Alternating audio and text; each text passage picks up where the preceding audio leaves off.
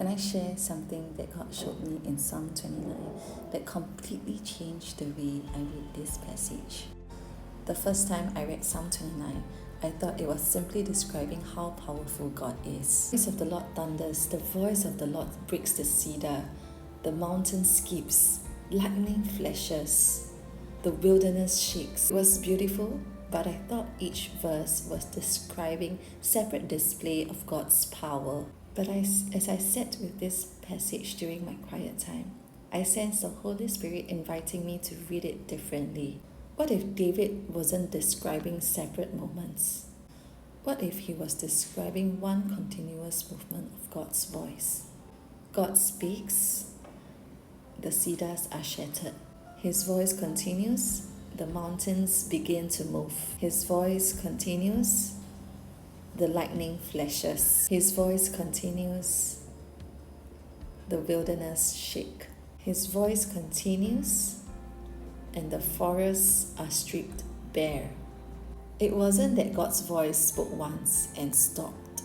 His voice continued until everything he intended was accomplished. And that really ministered to me. Because lately I've been in a season where so much feels out of control. There are new territories God is leading me into. There are prayers I have yet have answers to. Things I wish that I can fix or make it happen by myself. But Psalms 29 reminded me that when God speaks, His words doesn't stop halfway. His voice keeps moving.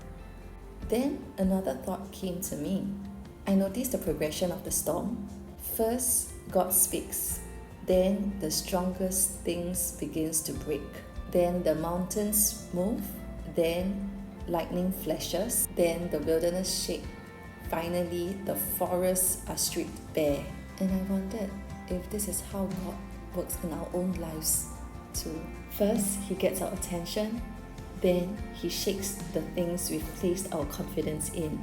Then He shines His light on areas that we've never seen before. Then He strips away what doesn't belong. Not because He wants to hurt us, but because He loves us too much to leave us hidden behind things that were never meant to define us. And then I read the very next verse.